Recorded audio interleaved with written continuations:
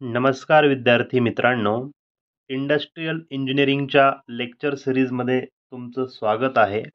मित्रांनो, ह्या व्हिडिओमध्ये आपण टू हँडेड प्रोसेस चार्ट शिकणार आहोत.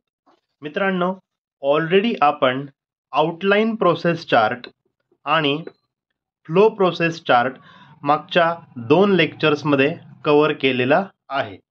हे दोनही चार्ट आपण ज्यावेळेस ड्रॉ करतो त्यावेळेस आपण वेगवेगळ्या सिम्बॉलचा वापर करतो आणि ऑपरेटर नक्की कोणत्या मूवमेंट नंतर कोणती मूवमेंट किंवा कुठल्या टास्क नंतर कुठला टास्क परफॉर्म करतोय ते आपण रेकॉर्ड करत असतो.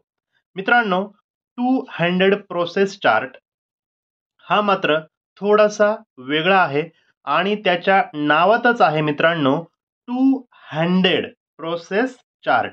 याचा अर्थ ऑपरेटरला आपण ज्यावेळेस ऑब्झर्व करणार आहोत, ऑपरेटरचं ज्यावेळेस आपण रेकॉर्डिंग करणार आहोत त्यावेळेस आपण ऑपरेटरच्या दोन्ही हातांनी कोणता टास्क परफॉर्म केला ते सेपरेटली चार्ट आउट करणार आहोत किंवा सेपरेटली आपण लिहिणार आहोत. त्यालाच आपण टू हँडेड प्रोसेस चार्ट असं म्हणतो. फॉर एक्झाम्पल, ऑपरेटरच्या राईट हँडने कोणती मूवमेंट परफॉर्म केली आणि ऑपरेटरच्या लेफ्ट हँडने कोणती मूवमेंट परफॉर्म केली हे आपण डिफरंटली रेकॉर्ड करत असतो आणि दोन्ही हातांसाठी डिफरंट चार्ट आपण ड्रॉ करत असतो. यालाच आपण टू हँडेड प्रोसेस चार्ट असं म्हणतो. फॉर एक्झाम्पल मित्रांनो, आपण एक एक्झाम्पल घेऊया ज्यावरनं तुम्हाला समजेल. मित्रांनो, आपल्याकडे एक टास्क आहे. तो टास्क म्हणजे assembly of nut and bolt. Okay, assembly of nut and bolt साठी आपण आता two handed process chart draw करणार आहोत.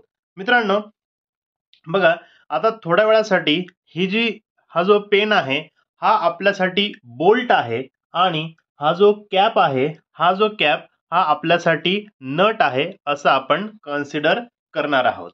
मित्रांनो, साधं गोष्ट आहे, थोडासा कॉमन सेन्स आणि क्रिटिकल थिंकिंगचा वापर करायचा आहे. जे मी नेहमी सांगतो की आपण जनरली एखादा नट अँड बोल्ट असेंबल कसा करू. सिंपल आहे. मी डाव्या हाताने हा बोल्ट उचलणार आहे, उजव्या हाताने हा नट उचलणार आहे आणि ह्या पद्धतीने नट अँड बोल्ट असेंबली करणार आहे. हे एक उदाहरण आहे मित्रांनो. तर बस आता जे तुम्ही बघितलं किंवा जे तुम्हाला माहिती आहे तेच तुम्हाला फक्त चार्टच्या स्वरूपात लिहायचं आहे. सर्वात अगोदर मित्रांनो बघा, या ठिकाणी आपण पुन्हा हा बोल्ट आहे आणि हा नट आहे असं आपण कन्सिडर करणार आहोत. बघा, सर्वात अगोदर आपण काय करणार आहोत, तर मी काय करणार आहे, तर माझ्या लेफ्ट हँडने हा बोल्ट काय करणार आहे, उचलणार आहे. म्हणजेच काय, लेफ्ट हँडने आपण काय करणार ते आपण इथं लिहिणार pick up the bolt. Okay, pick up the bolt. आता बोल्ट पिकअप करणे हे काय, ही एक ऍक्टिव्हिटी आहे. सो मी यासाठी हा सिम्बॉल ड्रॉ केला. मित्रांनो, ज्यावेळेस मी डाव्या हाताने बोल्ट पिकअप करत होतो त्यावेळेस उजव्या हाताने मी काय करत होतो, तर उजवा हात माझा वेटिंग मध्ये होता, काही काम करत नव्हता. म्हणून उजवा हात त्या ठिकाणी आयडल कंडिशनला जातो आणि आयडल कंडिशनसाठी आपण डिले हा सिम्बॉल या ठिकाणी यूज करतो. मित्रांनो, या ठिकाणी मी left hand activity, right hand activity आणि दोघांचे सिम्बॉल या पद्धतीने हा चार्ट तयार केलेला आहे. मित्रांनो ठीक आहे, आता पहिली ऍक्टिव्हिटी झाली की मी डाव्या हाताने लेफ्ट हँडने हा बोल्ट पिकअप केला. त्यानंतर मित्रांनो मी काय करणार आहे, तर लक्षात येतं तुम्हाला, मी आता लेफ्ट हँडने काहीच करणार नाही, तर राईट हँडने काय करणार आहे, हा नट पिकअप करणार आहे. ओके, राईट हँडने नट पिकअप करणार आहे. सो मी इथं लिहू शकतो राईट हँडमध्ये pick up the nut. Okay, pick up the nut. मी नट आता उचललेला आहे राईट हँडने. आता नट उचलणे ही एक ऍक्टिव्हिटी आहे. सो मी या ठिकाणी सर्कल ड्रॉ केलेला आहे.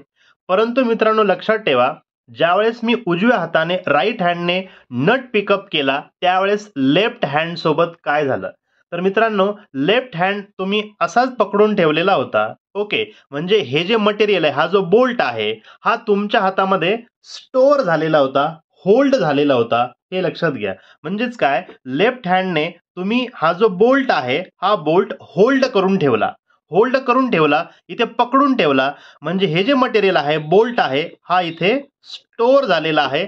अशा पद्धतीने तुम्हाला इथे स्टोरेजचा सिम्बॉल दाखवावा लागेल. ओके मित्रांनो, हे लक्षात घ्या. थोडंसं सोपं आहे, फार काही अवघड नाही. थोडंसं लक्ष दिल्यास तुम्हाला टू हँडेड प्रोसेस चार्ट कुठल्याही ऍक्टिव्हिटीसाठी ड्रॉ करता येईल. आता लक्ष द्या मित्रांनो, हा जो नट आहे, आता मी तिसऱ्या स्टेपमध्ये हा जो नट आहे हा इथून लिफ्ट करणार. ऑलरेडी मी पिकअप द नट म्हटलेला आहे, हा नट मी उचललेला आहे सेकंड स्टेपमध्ये. आता तिसऱ्या स्टेपमध्ये हा जो नट आहे हा मी बोल्टकडे घेऊन येणार. लक्षात घ्या, हा नट मी बोल्टकडे घेऊन येणार आहे. म्हणजे मी राईट हँडने काय ऍक्टिव्हिटी केली, तर to the left hand bolt. Okay, म्हणजे मी काय केलेलं आहे की हा जो नट आहे हा उचलला आणि लेफ्ट हँडच्या बोल्टकडे घेऊन आलो, इथपर्यंत घेऊन आलो. ओके, आता तुम्हाला लक्षात येत आहे की या ठिकाणी हा जो नट आहे याची मूवमेंट झालेली आहे, ट्रान्सपोर्टेशन झालेलं आहे.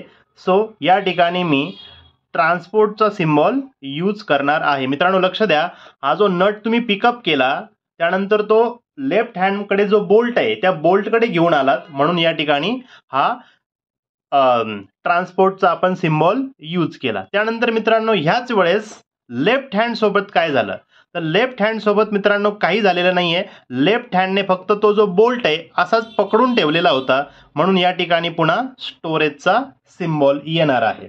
आता पुढची स्टेप मित्रांनो, हा जो नट आहे हा मी लेफ्ट हँडच्या बोल्टकडे घेऊन आलो आणि त्यानंतर काय करेल, हा नट ऍक्च्युअली मी या बोल्टमध्ये असेंबल करणार आहे. ओके, या ठिकाणी मी हा नट काय करेल, या बोल्टमध्ये असेंबल करेल. नट बोल्टमध्ये असेंबल करेल राईट हँडने. ओके, सो या ठिकाणी मी राईट हँडला मित्रांनो लिहितोय असेंबल द बोल्ट.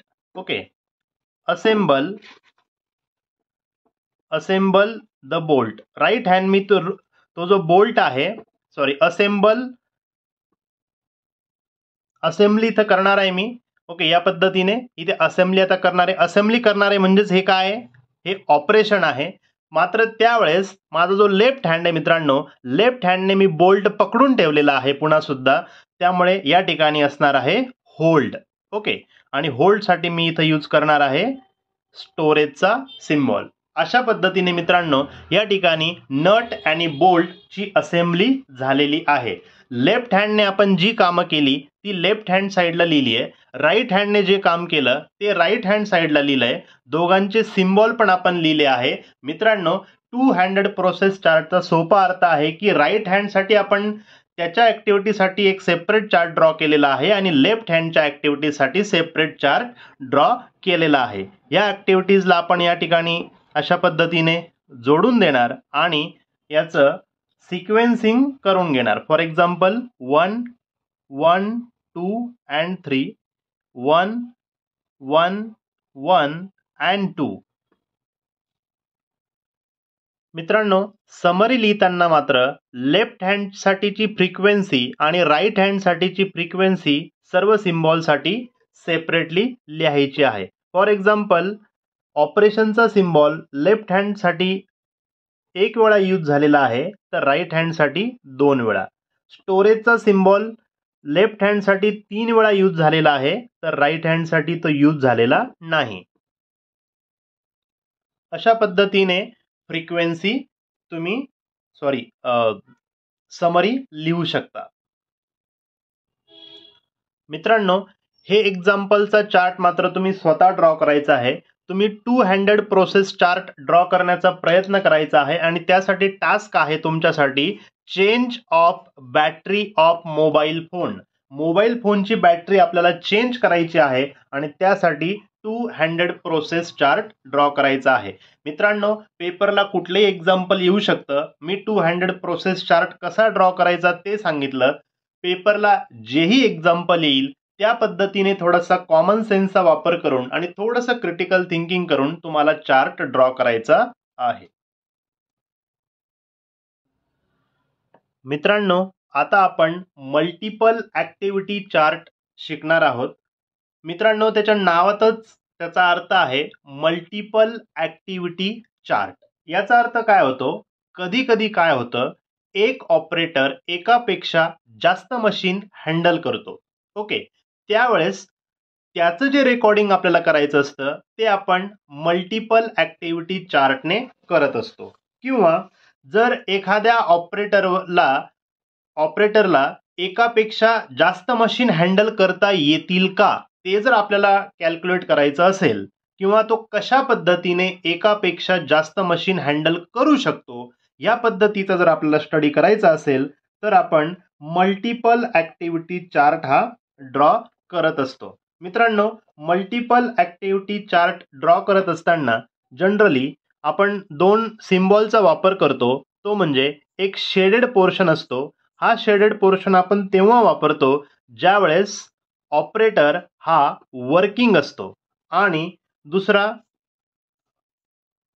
या पद्धतीचा आपण सिम्बॉल ड्रॉ करणार आहे ज्यावेळेस ऑपरेटर हा आयडल असतो. आयडल असतो याचा अर्थ ऑपरेटर काम करत नाहीये, परंतु मशीनवरती कुठली तरी ॲक्टिव्हिटी परफॉर्म केली जात आहे. याचं एक साधं एक्झाम्पल मी तुम्हाला देतो मित्रांनो, जेणेकरून तुम्हाला अजून लवकर समजेल. सपोज इथे एक ऑपरेटर आहे आणि हा ऑपरेटर एक मशीन ऑपरेट करतोय, आणि हा जो मशीन आहे याला मशीन 1 म्हणूया आपण. हे जे मशीन 1 आहे मित्रांनो, यावरती जॉब लोड करण्यासाठी सपोज 1 मिनिट लागतो, जॉब अनलोड करण्यासाठी 1 मिनिट लागतो, आणि त्या जॉबवरती प्रोसेसिंग होण्यासाठी, मशीनिंग होण्यासाठी सपोज 5 मिनिटं लागतात. तर टोटली 1 + 5 + 1 असे टोटल 7 मिनिट्स हा ऑपरेटर काय करत असतो, काम करत असतो. पण मित्रांनो लक्षात घ्या, लोडिंगच्या वेळेस ऑपरेटरकडे काम आहे, अनलोडिंगच्या वेळेस ऑपरेटरकडे काम आहे, परंतु ज्यावेळेस ॲक्च्युअल मशीनिंग ऑपरेशन सुरू असतं त्यावेळेस ऑपरेटर हा आयडल असतो. ओके, ऑपरेटर हा आयडल असतो, त्याच्याकडे त्यावेळेस काही काम नसतं. मग मल्टिपल ॲक्टिव्हिटी चार्ट यासाठी ड्रॉ केला जातो की कुठल्या कुठल्या कंडिशनला ऑपरेटर हा आयडल आहे आणि त्या ठिकाणी त्याला दुसरं काम आपण देऊ शकतो का. फॉर एक्झाम्पल मित्रांनो, ह्याच ऑपरेटरला जर आपण मशीन 2 ऑपरेट करण्यासाठी दिलं, ज्या मशीनचा लोडिंग टाइम 1 मिनिट आहे, अनलोडिंग टाइम 1 मिनिट आहे, आणि याचा मशीनिंग टाइम हा 2 मिनिट आहे, तर इथे त्याला किती वेळ लागला आहे, 2 + 1 + 1 4 मिनिट. ओके, तर मित्रांनो हे दोन मशीनचा जर विचार केला तर या ठिकाणी जो ऑपरेटर आयडल असतो, जर त्याला हे दुसरं मशीन आपण ऑपरेट करायला दिलं तर ह्या आयडल टाइम मध्ये हा दुसरं मशीन सुद्धा ऑपरेट करू शकतो. इंडस्ट्रियल इंजिनिअरिंगच्या सुरुवातीलाच आपण शिकलोय की आपल्याला मॅन, मशीन आणि मटेरियलचा इफेक्टिव्ह युटिलायझेशन करायचं असतं. त्यासाठीच हा मल्टिपल ॲक्टिव्हिटी चार्ट आहे. मित्रांनो, हा चार्ट साधारणतः या फॉर्मॅटमध्ये आपण ड्रॉ करत असतो. एक सोप्या भाषेत समजून घ्या. ऑपरेटर कोण आहे ते आपल्याला लिहायचं आहे. चार्टेड बाय म्हणजे इंजिनियरचं नाव आपल्याला लिहायचं आहे. Date, activity. ओके, या ठिकाणी मित्रांनो आपण ॲक्टिव्हिटी लिहिणार आहोत. ऑपरेटर कोणकोणत्या ॲक्टिव्हिटी करतोय ते. सर्वात पहिलं आहे ते म्हणजे लोडिंगची ॲक्टिव्हिटी आहे, मशीनवरती जॉब लोड करावा लागेल. दुसरं मशीनिंगची ॲक्टिव्हिटी आहे. Okay, machining. आणि त्यानंतर आहे अनलोडिंग, जॉबला अनलोडिंग करावं लागतं. ओके, या पद्धतीने. त्यानंतर आपल्याकडे 2 मशीन आहेत. ओके, त्यामध्ये मशीन 1 आहे हा, आणि हा आहे मशीन 2, आणि यासाठी आपण कोणते सिम्बॉल वापरणार आहोत ते सिम्बॉल आपण या तिसऱ्या कॉलममध्ये लिहिणार आहोत. मित्रांनो, आपण आता एक अंदाजे घेणार आहोत की सपोज मशीन 1 साठी लोडिंग टाइम आहे 1 मिनिट. ओके, मशीन 1 साठी लोडिंग टाइम आहे 1 मिनिट. मशीन 2 साठी सुद्धा लोडिंग टाइम आहे 1 मिनिट. ओके, आणि लोडिंगसाठी आपण या प्रकारचा सिम्बॉल आपण वापरणार आहोत. हा आहे आपला लोडिंगचा सिम्बॉल. ओके, त्यानंतर बघा मित्रांनो, दुसरा जो आहे तो म्हणजे मशीनिंग. ॲक्च्युअली ह्या मशीन 1 वरती पूर्ण मशीनिंग ऑपरेशन होण्यासाठी 8 मिनिटं लागतात, आणि मशीन 2 वरती त्या ऑपरेटरला किंवा त्या कॉम्पोनंटवरती मशीनिंग होण्यासाठी 5 मिनिटे लागतात. ओके, यासाठी ज्यावेळेस आपण मशीनिंग करणार आहोत त्यावेळेस आपण ह्या प्रकारचा सिम्बॉल यूज करणार आहोत. आणि त्यानंतर मित्रांनो शेवटचा आहे तो म्हणजे अनलोडिंग. मशीन 1 वरती जॉब अनलोड करायला 1 मिनिट आणि मशीन 2 वरती सुद्धा 1 मिनिट लागतो. आणि या ठिकाणी आपण लोडिंग आणि अनलोडिंग हे ॲक्टिव्हिटीज आहे, परंतु लोडिंग अनलोडिंग वेगवेगळं दिसावं यासाठी आपण थोडासा दोघांचा वेगवेगळा सिम्बॉल यूज करणार आहोत. या पद्धतीने मित्रांनो तुम्हाला हा डेटा लिहायचा आहे. हे 8 मिनिट 5 मिनिट हे तुम्ही तुमच्या मनाने बदलू पण शकता. मी एक एक्झाम्पल म्हणून घेतलेले आहे. त्यानंतर मित्रांनो या ठिकाणी पहिल्या कॉलम मध्ये आपल्याला लिहायचं आहे की time in a minutes. Minutes मध्ये आपण टाइम घेणार आहे. त्यानंतर ऑपरेटर आयडल आहे की वर्किंग आहे ते या ठिकाणी आपण लिहिणार आहोत. आणि त्यानंतर इथे आहे मशीन 1 आणि इथे आहे मशीन 2. ओके, आता एक एक मिनिटाचा आपण या ठिकाणी कॅल्क्युलेशन करणार आहोत. For example time in a minutes, पहिला मिनिट, दुसरा minute, third, fourth, fifth, six, seventh या पद्धतीने मित्रांनो आपण प्रत्येक मिनिटाचा हिशोब करणार आहोत. आता इथे लक्षात आहे मित्रांनो, सर्वात पहिल्या मिनिटाला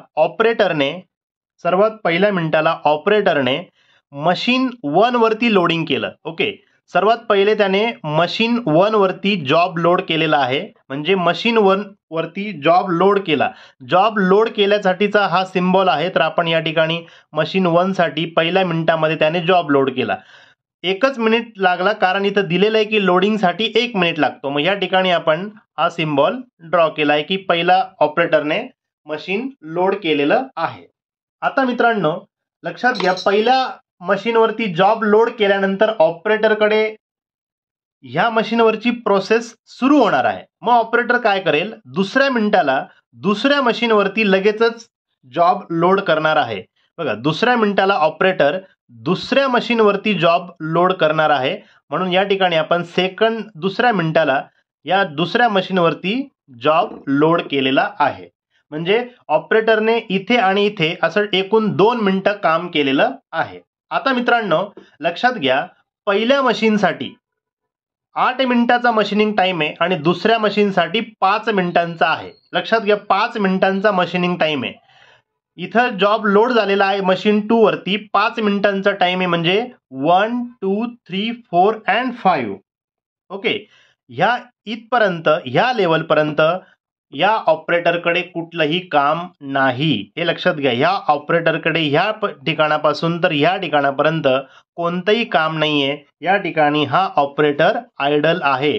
आयडल आहे याचा अर्थ काय होतो मित्रांनो, हे लक्ष द्या. आयडल आहे म्हणजे या ठिकाणी ऍक्च्युअली मशीनिंग ऑपरेशन सुरू आहे. मशीनवरती ऍक्च्युअली ते काम सुरू आहे, काहीतरी त्या कॉम्पोनंटवरती ऑपरेशन सुरू आहे. आणि हे मशीन 2 साठी किती वेळ असणार आहे, 5 मिनिटं. याची 5 मिनिटं या ठिकाणी आपले संपतात.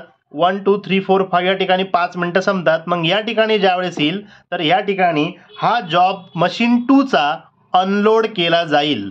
या ठिकाणी मशीन 2 चा जॉब अनलोड केला जाईल. ओके, आता मित्रांनो लक्षात घ्या, मशीन 2 चा जॉब अनलोड केला की लगेचच मशीन 2 वरती पुन्हा जॉब लोड केला जाईल.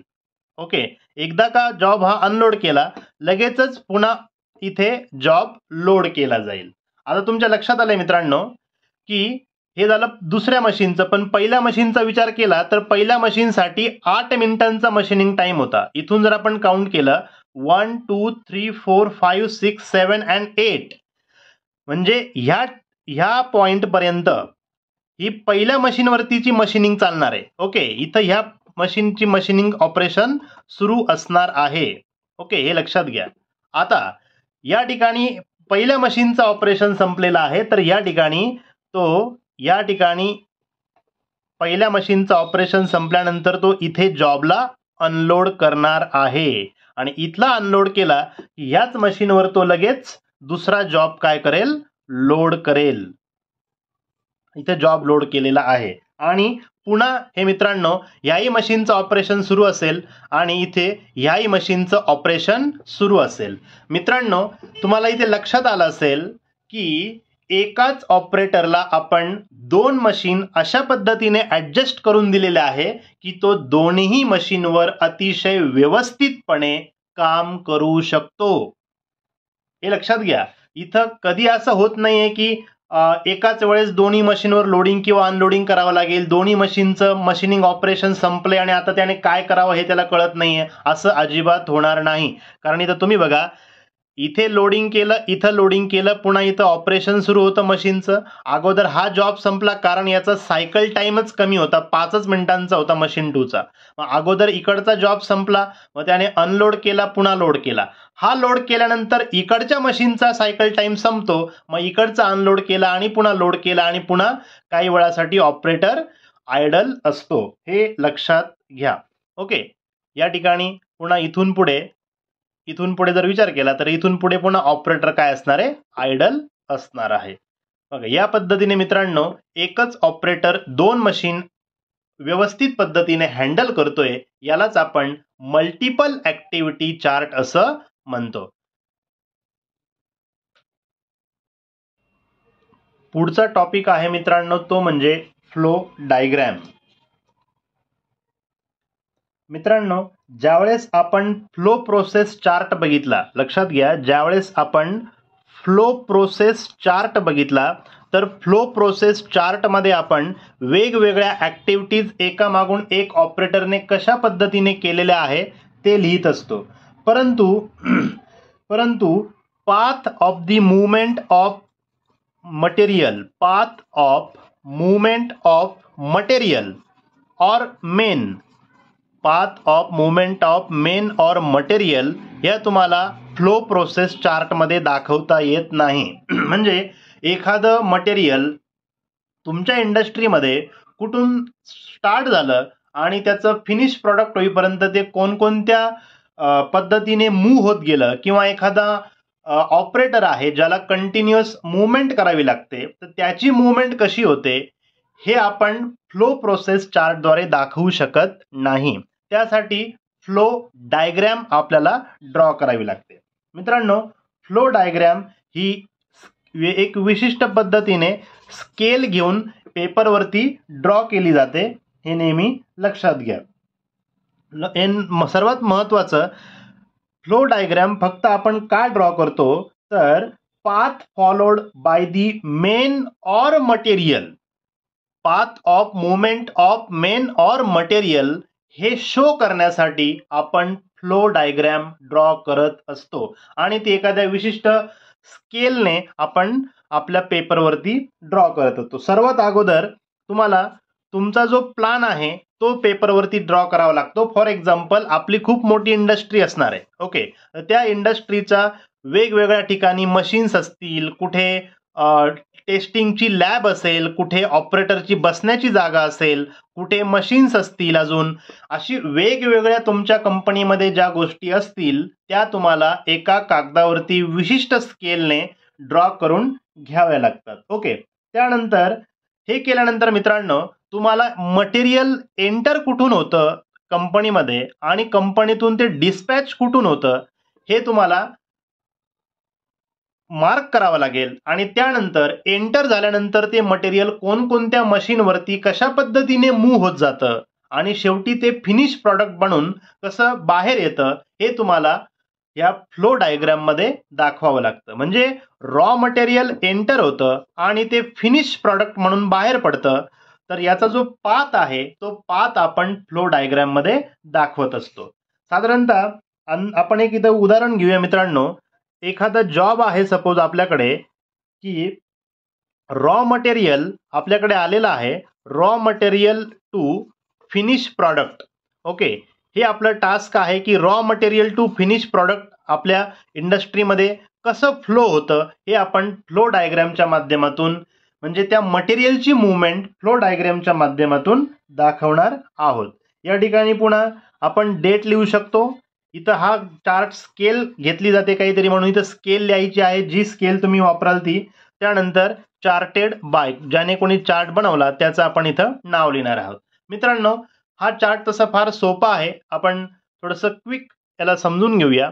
सर्वात पहिले मित्रांनो असं समजूया, या ठिकाणी मी आता एक स्क्वेअर ड्रॉ केलेला आहे. हा स्क्वेअर म्हणजे आपल्या कंपनीचं लेआउट आहे फॉर एक्झाम्पल, आणि कंपनीमध्ये या ठिकाणी आपलं मटेरियल स्टोअर डिपार्टमेंट आहे. ओके, या ठिकाणी आपलं स्टोअर डिपार्टमेंट आहे. त्यानंतर स्टोअरच्या वरती या ठिकाणी आपल्याकडे लेथ मशीन्स आहे असं आपण कन्सिडर करतोय. त्यानंतर लेथच्या बाजूला आपल्याकडे शेपर मशीन आहे. ओके, म्हणजे आपल्या कंपनीमध्ये ज्या ज्या लोकेशनला मशीन्स असतील त्या त्या ठिकाणी आपण चार्टवरती सुद्धा लोकेट करायचं आहे. या ठिकाणी आपलं ड्रिलिंगचा सेक्शन असेल, ड्रिल आपण या ठिकाणी करत असतो. त्यानंतर या बाजूला इकडे मिलिंग मशीन आहे सपोज असं आपण समजूया. ओके, मिलिंग मशीन किंवा मिलिंग ऑपरेशन या ठिकाणी होतं. त्याच पद्धतीने या ठिकाणी मित्रांनो ग्राइंडिंग ऑपरेशन होतं. Okay, grinding. तसंच ही जी आहे ही क्वालिटी कंट्रोल किंवा इन्स्पेक्शनची लॅब आहे. या ठिकाणी मटेरियलला इन्स्पेक्शन केलं जातं आणि जो काही फिनिश प्रॉडक्ट असतो आपला तो या ठिकाणी डिस्पॅचसाठी स्टोअर केला जातो. ओके, फिनिश प्रॉडक्ट जे आहे, फिनिश स्टोअर म्हणजे जो डिस्पॅचसाठीचा जो मटेरियल आहे तो या ठिकाणी आपण स्टोअर करत असतो. मित्रांनो, या पद्धतीने एक विशिष्ट स्केलचा वापर करून आपण आपल्या कंपनीमधल्या सगळ्या इन्स्ट्रुमेंट आणि सगळ्या मशीनची पोझिशन या ठिकाणी मार्क केलेली आहे. आता सर्वात पहिले मित्रांनो रॉ मटेरियल जे आहे ते आपलं स्टोअर डिपार्टमेंटला येतं आणि स्टोअर डिपार्टमेंटलाच मटेरियल आपण काय करत असतो, स्टोअर करत असतो. हे लक्षात ठेवा. या ठिकाणी मित्रांनो या पद्धतीने मटेरियल आपण स्टोअर केलेलं आहे. स्टोअर केलेलं मटेरियल मित्रांनो आपण नंतर लेथ मशीनवरती घेऊन जातो आणि लेथ मशीनवरती त्याला वेगवेगळ्या ऑपरेशन्स परफॉर्म केले जातात. आता ऑपरेशन परफॉर्म केले जातात म्हणून मी इथे सर्कलचं सिम्बॉल ड्रॉ केलेलं आहे. लेथ मशीन नंतर हे जे मटेरियल आहे, लेथ मशीन नंतर सपोज शेपिंग मशीनवरती जात असेल तर आपण मग पुन्हा ते मटेरियल शेपिंग मशीनवरती घेऊन जाणार आहोत. या पद्धतीने आपण ॲरो सुद्धा इंडिकेट करतोय. शेपर मशीनवर नंतर सपोज हे मटेरियल आपल्या कंपनीमध्ये जातंय मिलिंग मशीनवरती, तर मिलिंग मशीनवरती आपण इथे घेऊन जाणार आहोत त्याला आणि इथे आपण सिम्बॉल ड्रॉ करणार आहोत सर्कलचं. त्यानंतर मित्रांनो मिलिंग नंतर हे मटेरियल येतं ड्रिलिंग डिपार्टमेंटला, तर हे ड्रिलिंग सेक्शनला आपण मटेरियल आलेलं आहे असं आपण कन्सिडर केलंय.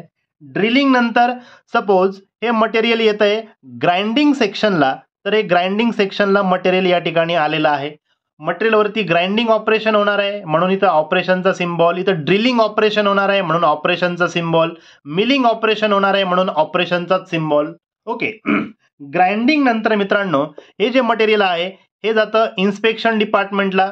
या ठिकाणी क्वालिटी कंट्रोल इन्स्पेक्शन या गोष्टी होतात म्हणून या ठिकाणी आपण इन्स्पेक्शनचा सिम्बॉल यूज करणार आहोत. आणि शेवटी हे मटेरियल जे फिनिश प्रॉडक्ट आपलं बनलेलं आहे हे आपण पुन्हा डिस्पॅचसाठी या फिनिश गुड स्टोअरला काय करतोय त्याला स्टोअर करणार आहोत. ओके, अशा पद्धतीने मित्रांनो आपण काय केलंय की आपल्या मटेरियलचा फ्लो कसा असतो किंवा आपल्या मटेरियलची मूवमेंट कशी होते एका पॉइंट पासून दुसऱ्या पॉइंट पर्यंत हे या चार्टमध्ये दाखवलेलं आहे म्हणून याला फ्लो डायग्रॅम असं म्हणतात. ओके, यालाच आपण फ्लो डायग्रॅम असं म्हणतो. मित्रांनो raw material to finish product simple आहे. मित्रांनो आता आपण स्ट्रिंग डायग्रॅम बघणार आहोत. मित्रांनो फ्लो डायग्रॅम मध्ये आपण एखाद्या मटेरियलची एका पॉइंटवरनं दुसऱ्या पॉइंटपर्यंत किंवा एका मशीनवरनं दुसऱ्या मशीनपर्यंत कशी मूवमेंट होते ते आपण बघितलं. मित्रांनो जर या ठिकाणी मूवमेंट एका ठिकाणावरनं दुसऱ्या ठिकाणी आणि परत पहिल्या ठिकाणी परत दुसऱ्या ठिकाणी परत पहिल्या ठिकाणी असं जर जास्त कॉम्प्लिकेशन्स असतील तर त्या कॉम्प्लिकेशन्समध्ये आपण स्ट्रिंग डायग्रॅमचा वापर करत असतो. मित्रांनो स्ट्रिंग डायग्रॅम ही एक अतिशय इम्पॉर्टंट डायग्रॅम आहे आणि ती कशी ड्रॉ केली जाते ते आता आपण बघूया. मित्रांनो सपोज आपल्याकडे एक मशीनिस्ट आहे, एक ऑपरेटर आहे, मशीनिस्ट आहे आणि या मशीनिस्टचं एका दिवसभरातलं किंवा त्याच्या शिफ्टमध्ये त्या मशीनिस्टने किती मूवमेंट केली आपल्या पूर्ण कंपनीमध्ये किंवा आपल्या शॉप फ्लोअरला हे आपल्याला मेजर करायचं आहे. मशीनिस्टची किंवा वर्करची ऑपरेटरची मूवमेंट आपल्याला मेजर करायची आहे. त्यासाठी मित्रांनो ॲज युज्युअल एक विशिष्ट प्रकारची स्केल घेऊन आपल्याला आपल्या कंपनीमधली मशीन्स आणि इतर जे लोकेशन्स आहे ते आपल्या ड्रॉइंग पेपरवरती शो करावे लागतात. या पद्धतीने मित्रांनो आपण आपल्या इंडस्ट्रीचा किंवा आपला जो शॉप फ्लोअर आहे त्याचं एक विशिष्ट पद्धतीची स्केल वापरून म्हणजे कुठल्या तरी स्केलने आपण या ठिकाणी लेआउट ड्रॉ करून घेतलेलं आहे. आता मित्रांनो आपल्याला करायचं काय आहे तर आपण करणार आहोत हा जो मशीनिस्ट आहे या मशीनिस्टची मूवमेंट आपण ड्रॉ करणार आहोत. त्यासाठी आपण स्ट्रिंग डायग्रामचा वापर करणार आहोत. मित्रांनो स्ट्रिंग डायग्राम त्याच्या नावातच आहे. स्ट्रिंगचा अर्थ असा होतो इथे की दोऱ्याचा वापर आपण या ठिकाणी करणार आहोत. मित्रांनो काय करायचं असतं या ठिकाणी की हा जो सुपरवायझर आहे किंवा हा जो मशीनिस्ट आहे याला दिवसभरात त्याच्या शिफ्टमध्ये बऱ्याच ठिकाणी वेगवेगळ्या कामासाठी वेगवेगळ्या ठिकाणी फिरावं लागतं आणि त्याची दिवसभरात किती मूवमेंट होते हे आपण दोऱ्याच्या साहाय्याने मेजर करणार आहोत. एका विशिष्ट स्केल घेऊन एकदा हे आपलं ड्रॉ झालं की आपण काय करणार आहोत की प्रत्येक पॉइंटवरती या ठिकाणी एक पिन मार्क करणार आहोत. ओके, या ठिकाणी प्रत्येक ठिकाणी आपल्याला एक पिन मार्क करायची आहे. आपण टाचन पिन ज्याला म्हणतो थोडक्यात त्याचा वापर करून हे कार्डबोर्डवरती पूर्ण सगळ्या ठिकाणी सगळ्या ब्लॉकवरती ही टाचन पिन आपण लावणार आहोत. त्यानंतर मित्रांनो सर्वात महत्त्वाचं आता आपण काय करणार आहोत की हा सुपरवायझर आहे. सपोज सकाळी याने आपलं काम सुरू केलं आणि हा सुपरवायझर सुरुवातीलाच जर मशीन 2 वर जात असेल तर या ठिकाणी आपण इथून दोरा बांधायचा आणि हा दोरा या मशीन 2 पर्यंत न्यायचा आणि ह्या 2 नंबरच्या मशीन 2च्या जी पिन आहे त्या पिनला इथे गाठ मारायची आहे किंवा त्या ठिकाणी हा दोरा राऊंड करून घ्यायचा आहे. आता मित्रांनो सपोज हा सुपरवायझर मशीन 2 वरनं परत त्याच्या जागेवर आला असेल तर परत हा दोरा परत या ठिकाणी घेऊन यायचा आहे. ओके, यानंतर सपोज हा सुपरवायझर इथून स्टोअरकडे गेला असेल तर आपण हा दोरा स्टोअरपर्यंत घ्यायचा आणि ह्या पिनवरती गाठ करायची आहे. सपोज स्टोअर नंतर हा सुपरवायझर टूल रूमला गेला असेल तर या ठिकाणी टूल रूमकडे हा दोरा घेऊन जायचा आहे. टूल रूम नंतर हा सुपरवायझर पुन्हा स्टोअरला आला असेल तर पुन्हा या ठिकाणी स्टोअरकडे हा दोरा घेऊन यायचा. इथून हा ऑपरेटर स्टोअरमधनं सपोज मशीन 2 वरतीच गेला असेल तर पुन्हा हा दोरा आपण मशीन 2 वरती घेऊन जाणार.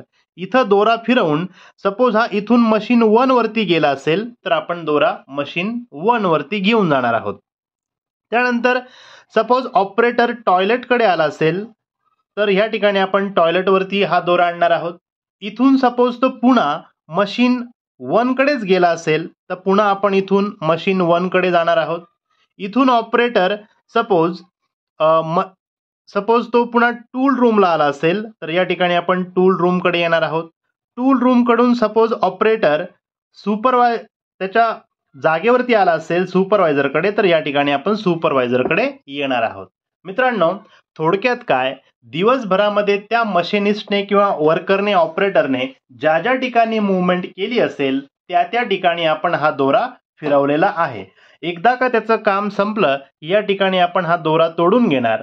त्यानंतर ह्या सगळा एक दोरा आहे हा दोरा ह्या बोर्डवरनं काढून घेणार. ह्या दोऱ्याची लेंथ मेजर करणार आणि या दोऱ्याची लेंथ मेजर केली की त्यानंतर आपण जी स्केल घेतलेली आहे ओके जी काही स्केल घेतलेली असेल 1 mm is equal to whatever तर जी स्केल घेतलेली आहे त्या स्केलचा मल्टिप्लिकेशन मॅथेमॅटिकल कॅल्क्युलेशन करून ह्या दोऱ्याच्या लेंथवरनं आपण त्या मशीनिस्टची किंवा ऑपरेटरची एका शिफ्टमध्ये किंवा दिवसामध्ये किती मूवमेंट झाली ते आपण कॅल्क्युलेट करू शकतो.